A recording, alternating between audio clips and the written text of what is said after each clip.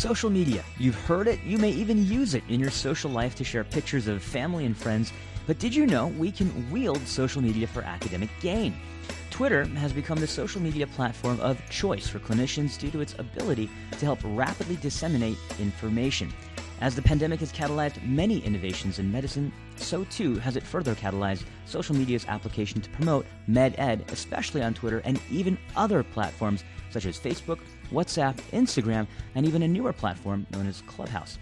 In the GI space, one great example of social media learning is Monday Night IBD, a weekly case vignette hosted online in real time where Twitter clinicians from the globe come together to tackle challenging cases, learn from each other, have a few laughs together, and earn CME to boot.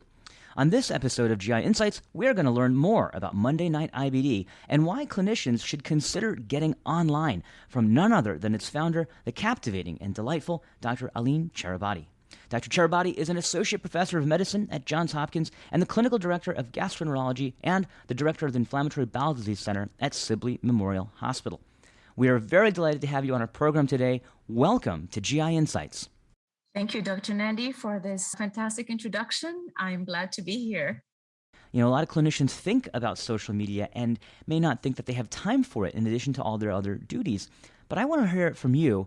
Why did you join social media? Why did you join Twitter? What do you get out of it? And what should our doctors and clinicians and nurses listening to this program, why should they rethink and maybe join Twitter or a social platform to get their learn on?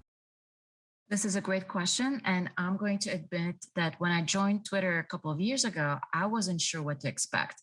I really thought Twitter was for politicians and the Kardashians, and didn't think that physicians and in particular gastroenterologists have a place there.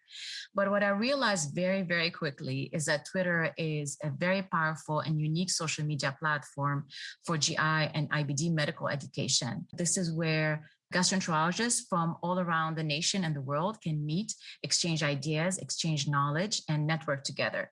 So if you're wondering how IBD Twitter can change your practice, I think I can give you some few good reasons for that. One is that you have access to national and international GI and IBD experts.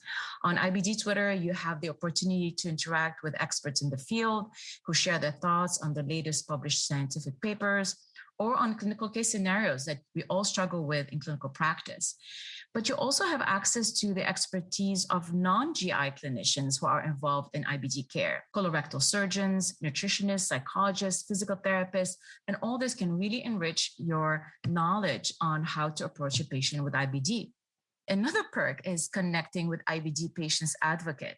And these advocates really bring in their perspective on the disease. And I think this is crucial in helping us understand the patient experience and what are the patient's unmet needs. And when you're interacting with this community of gastroenterologists, IBD experts, non-GI clinicians, patients, and GI societies, you actually are sharing and exchanging knowledge and expertise and medical data that can have a direct effect on your clinical practice. And this goes anywhere from how you approach patient care to implementing practical changes to your practice to optimize patient care and efficiency in your practice, or how to fight insurance denials of IBD therapies.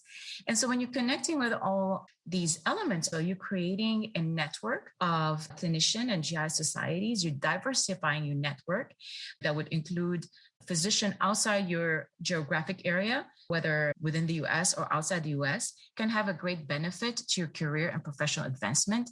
And this has been even more important in this environment where face-to-face time is limited, and social media really give you that opening to a whole world of clinicians and patients you can connect with.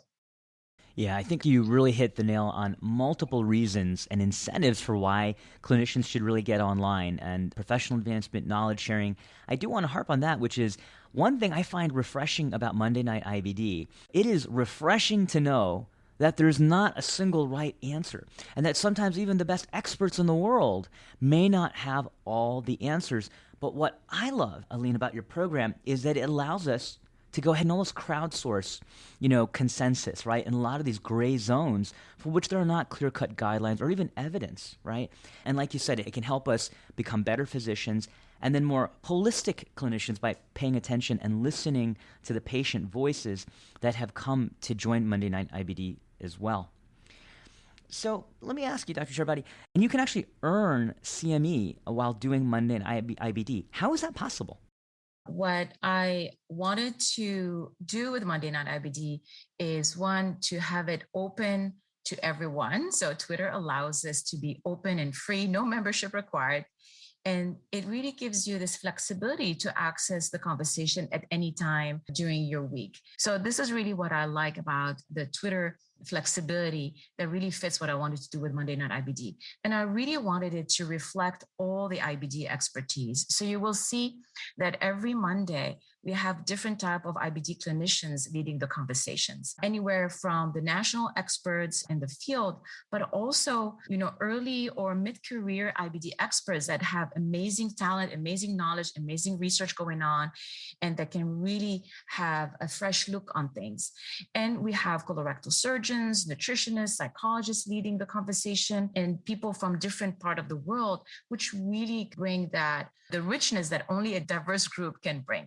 So like you said, cases that we present have no right or wrong answer. This is not a test. It's more of a multidisciplinary discussion of cases that reflect the real life dilemma that we have when managing IBD patients in practice. So really the discussion revolves on how we can use our current knowledge and the medical data that we have to approach specific case scenarios. We all know that our patients do not fit the patients that are enrolled in randomized controlled trials. Our patients have specific medical comorbidities, a social history, a family history that we need to take into consideration when making treatment decisions.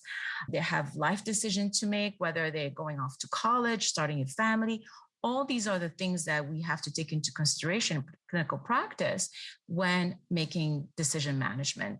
And there are many areas in IBD where we don't have clear guidelines on how to approach a particular issue, or guidelines can be different in different countries, or even within the US, can have different guidelines from different national societies.